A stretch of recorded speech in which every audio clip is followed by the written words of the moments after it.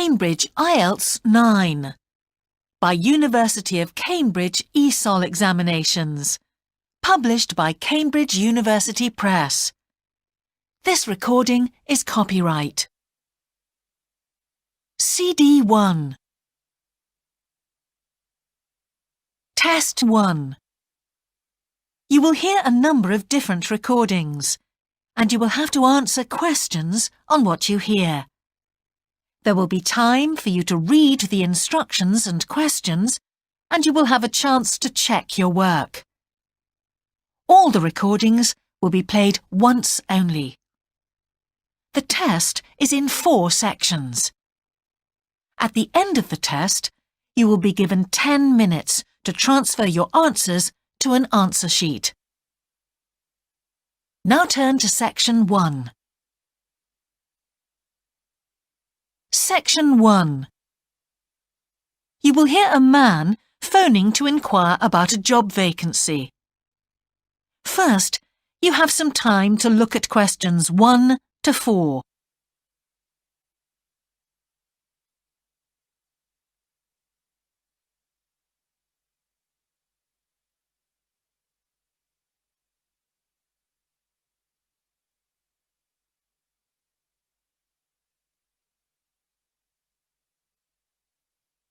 You will see that there is an example that has been done for you. On this occasion only, the conversation relating to this will be played first.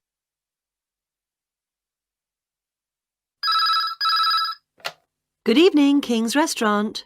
Good evening. I'm ringing about the job I understand you have vacant. Oh, yes. The job vacancy is at a restaurant, so a restaurant has been written in the space. Now we shall begin. You should answer the questions as you listen, because you will not hear the recording a second time. Listen carefully and answer questions 1 to 4.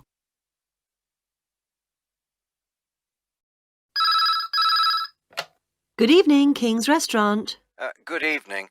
I'm ringing about the job I understand you have vacant. Oh, yes. I'd like to find out a few more details, if I may. Yes, of course. Can I take your name? It's Peter Chin. OK, Peter. Well, if you want to ask about the job, and then if we're both still interested, we could arrange for you to come for an interview. Great, thanks. I'm afraid I missed the advert for the job, but heard about it from a friend. That's no problem at all. What would you like to know? Well, what sort of work is it? Washing up? It's answering the phone. Oh, right, fine. And not waiting at table. That'd be good. And how many nights a week would it be? Well, we're really only busy at the weekend. So 2 nights? 3, actually, so it would work out at 12 hours a week. That'd be fine. It wouldn't interfere with my studies. Are you at the university? Yes, first-year physics student. Oh, right. And because I'm not an EU national, would I need a work permit? Yes, you would. Just get your tutor to sign it. That wouldn't be a problem if I were to get the job. Where exactly is the restaurant? Well, we have 2 branches. The one we're recruiting for is in Hillsdon Road. I don't know that. How do you spell it, please? It's HILLSDUNNE Road. Got that. Thanks. Is it near a bus stop? Yes, the nearest one would probably be just beside the library. Oh, yes, I know it. That'd be fine for me. And could I ask about the pay? We're offering £4.45 an hour. That's very good. My last job was £3.95 an hour. Before you hear the rest of the conversation, you have some time to look at questions 5 to 10.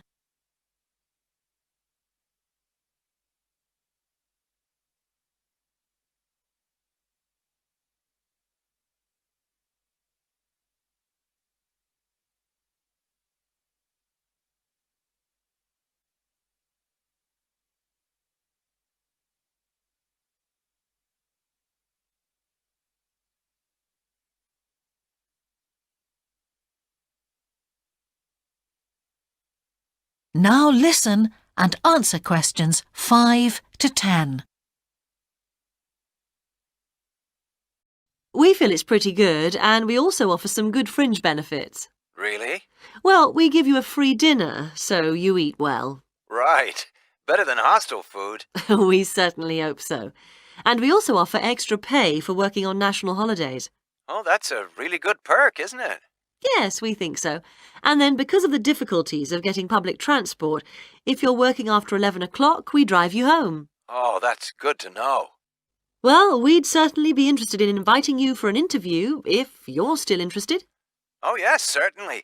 Could I just also ask what qualities you're looking for? Well, for this particular job, we want a clear voice, which you obviously do have. Thanks. And you must be able to think quickly, you know. Well, I hope I... So, when could you come in for an interview? We're actually quite quiet tonight. Sorry, I couldn't come tonight. Or tomorrow, I'm afraid. Thursday's okay.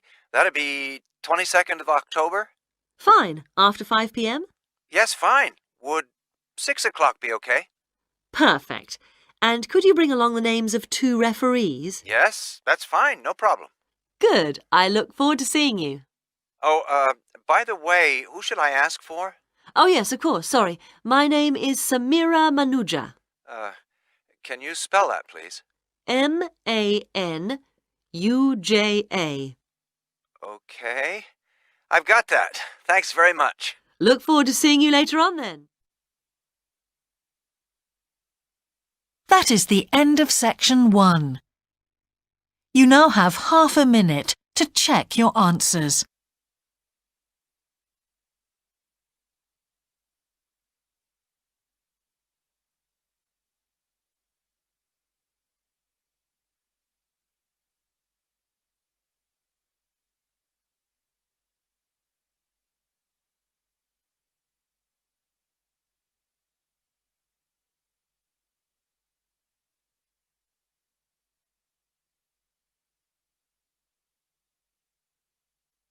Now turn to section 2.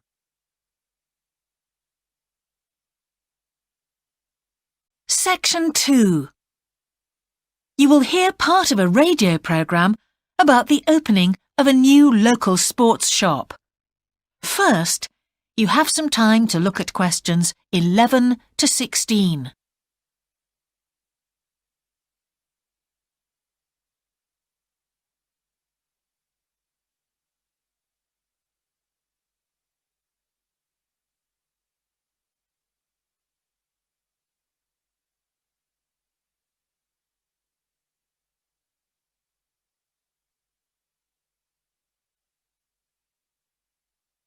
Now listen carefully and answer questions 11 to 16. Now we go to Jane, who is going to tell us about what's happening in town this weekend. Right, thanks, Andrew. And now on to what's new. And do we really need yet another sports shop in Bradcaster? Well, most of you probably know Sports World, the branch of a Danish sports goods company that opened a few years ago. It's attracted a lot of custom, and so the company has now decided to open another branch in the area. It's going to be in the shopping centre to the west of Bradcaster, so that will be good news for all of you who found the original shop in the north of the town hard to get to. I was invited to a special preview, and I can promise you, this is the ultimate in sports retailing. The whole place has been given a new minimalist look with the company's signature colours of black and red. The first 3 floors have a huge range of sports clothing as well as equipment. And on the top floor, there's a cafe and a book and DVD section. You'll find all the well-known names, as well as some less well-known ones. If they haven't got exactly what you want in stock, they promise to get it for you in 10 days. Unlike the other store, where it can take up to 14 days. They cover all the major sports, including football, tennis and swimming. But they particularly focus on running, and they claim to have the widest range of equipment in the country. As well as that, A whole section of the third floor is devoted to sports bags, including the latest designs from the States. If you can't find what you want here, it doesn't exist. Before you hear the rest of the programme, you have some time to look at questions 17 to 20.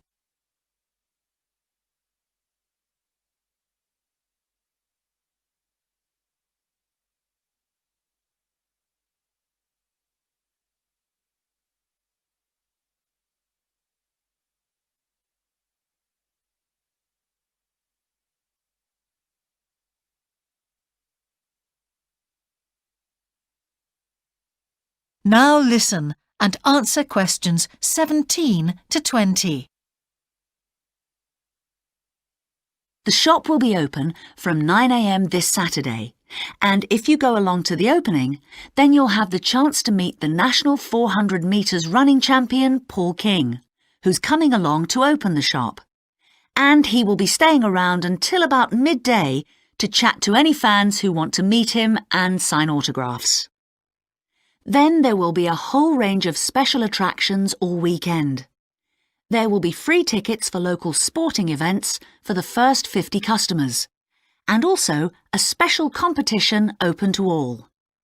Just answer 15 out of 20 sports questions correctly to win a signed copy of Paul King's DVD, Spring Tips, while the first person to get all the questions correct gets a year's free membership of the Broadcaster Gym. All entrants will receive a special sports calendar with details of all Broadcaster fixtures in the coming year.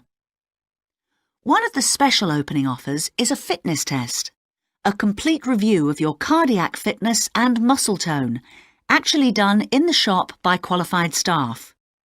This would normally cost £30, but is available at half price for this month only. There are only a limited number of places available for this, so to make a booking, phone 560-341. In addition, if you open an account, you get lots more special offers, including the chance to try out equipment at special open evenings. That is the end of section 2. You now have half a minute to check your answers.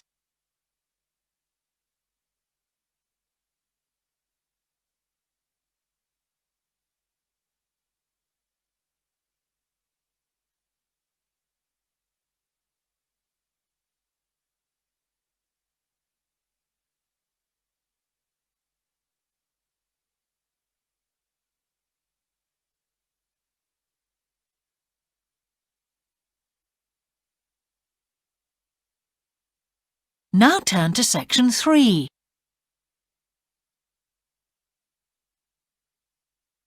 Section 3. Two overseas students called Spiros and Hiroko have just finished the first semester of their university course. They are discussing with their English language teacher how they coped with the course. First, you have some time to look at questions 21 to 25.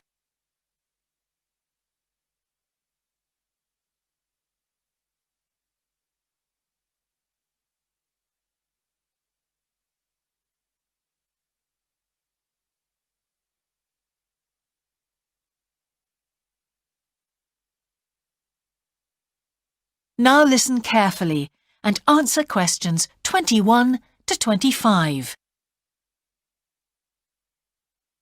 Before we start, Spiros and Hiroko, thanks for coming in today to talk about your recent study experiences, and congratulations to you both in doing so well in your first semester exams. Thank you.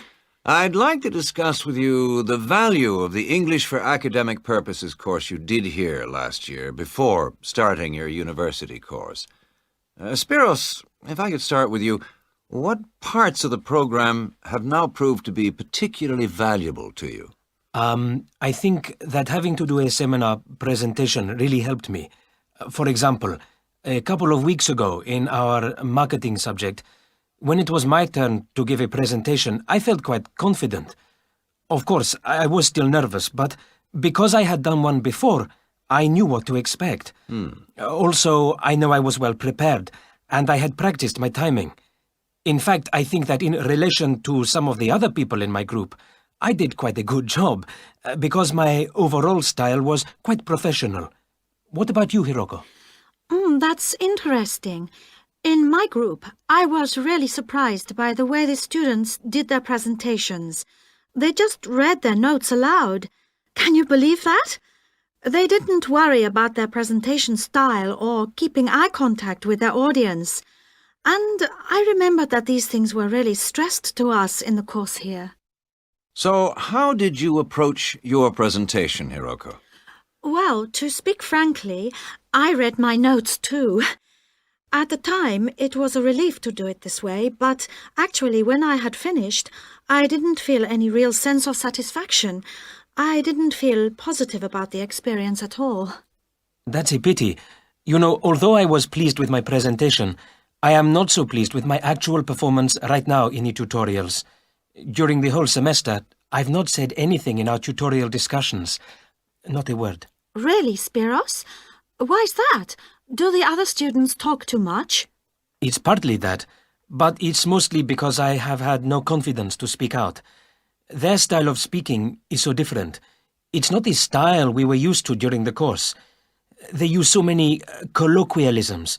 They're not very polite, and sometimes there seems to be no order in their discussion. Also, they are very familiar with each other, so because they know each other's habits, they can let each other into the discussion. You're right, Spiros. I've experienced that too. Before you hear the rest of the conversation, you have some time to look at questions 26 to 30.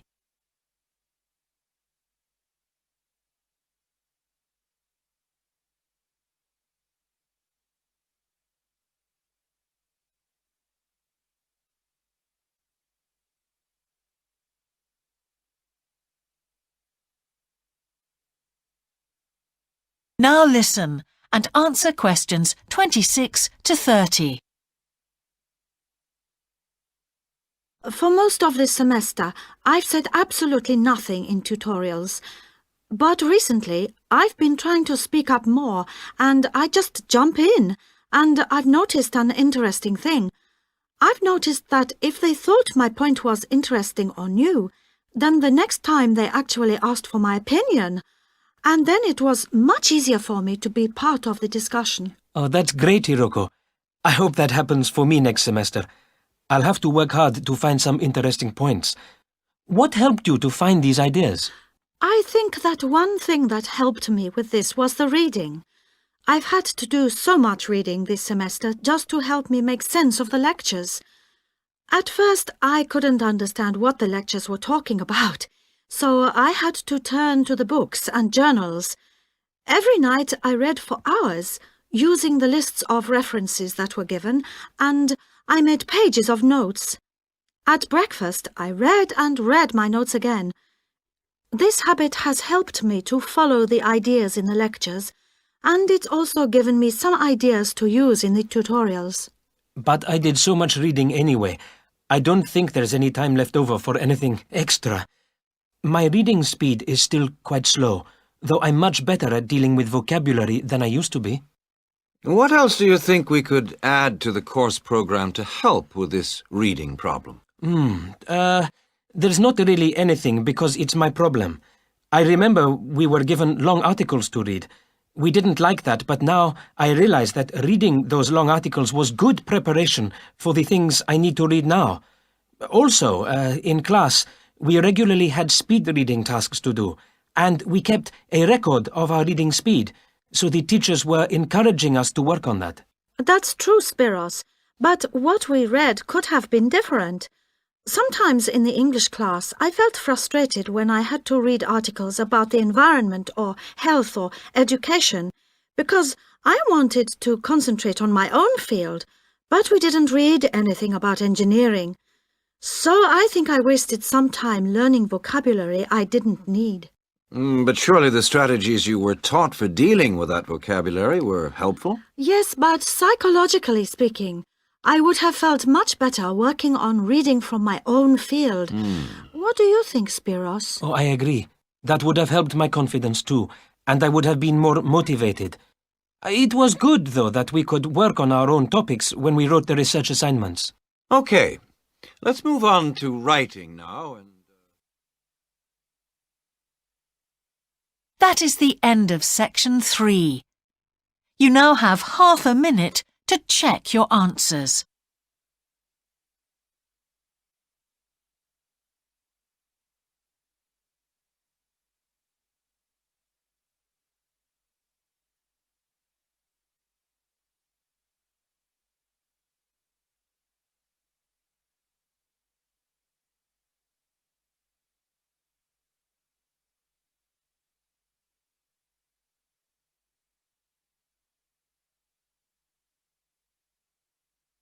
Now turn to section 4.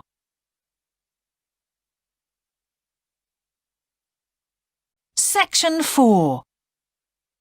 You will hear part of a lecture about a problem related to the behaviour of certain sea creatures. First, you have some time to look at questions 31 to 40.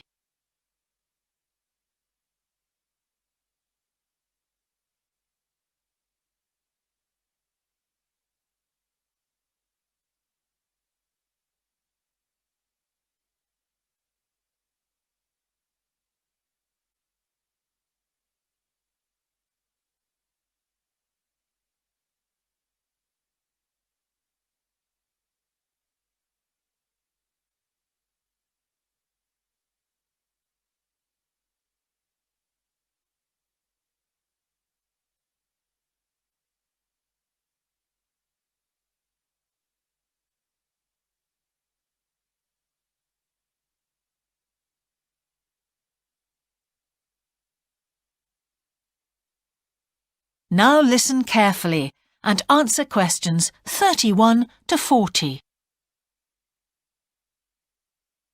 Good afternoon, everyone. Well, with some of you about to go out on field work, it's timely that in this afternoon's session I'll be sharing some ideas about the reasons why groups of whales and dolphins sometimes swim ashore from the sea right onto the beach and, most often, die in what are known as mass strandings.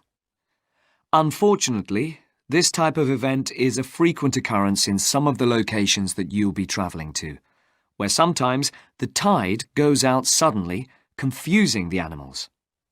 However, there are many other theories about the causes of mass strandings. The first is that the behaviour is linked to parasites. It's often found that stranded animals were infested with large numbers of parasites.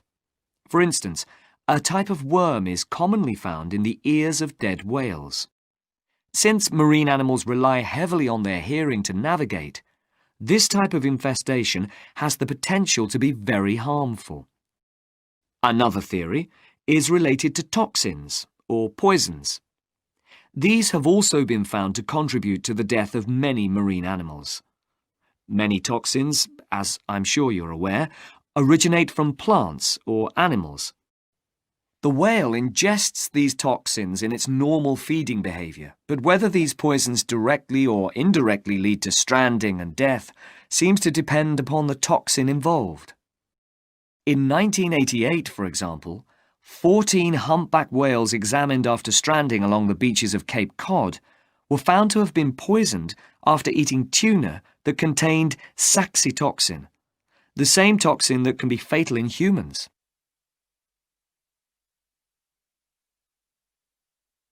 Alternatively, it has also been suggested that some animals strand accidentally by following their prey ashore in the confusion of the chase. In 1995, David Thurston monitored pilot whales that beached after following squid ashore. However, this idea does not seem to hold true for the majority of mass strandings because examination of the animal's stomach contents revealed that most had not been feeding as they stranded. There are also some new theories which link strandings to humans. A growing concern is that loud noises in the ocean cause strandings. Noises such as those caused by military exercises are of particular concern and have been pinpointed as the cause of some strandings of late.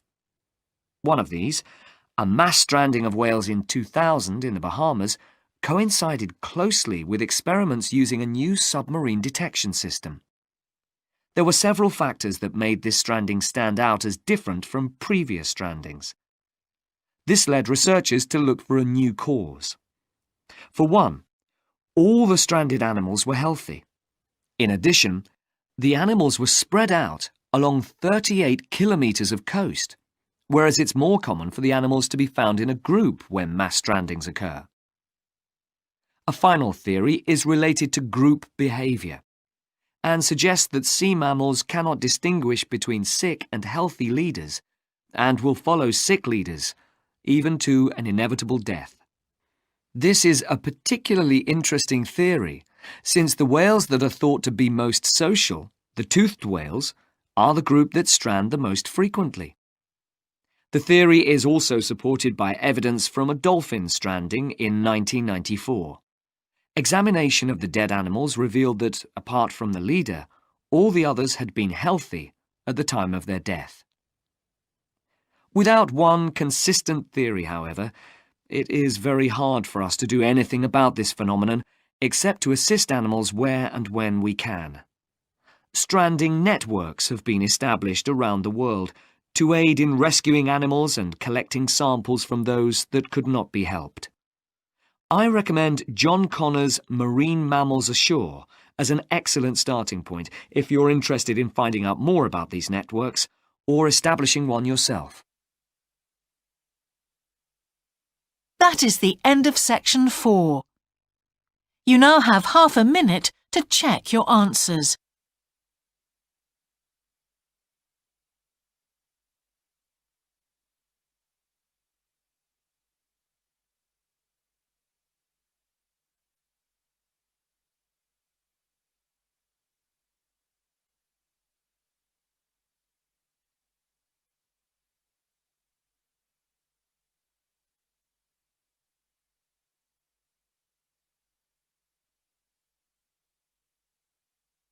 That is the end of the listening test. In the IELTS test, you would now have 10 minutes to transfer your answers to the answer sheet.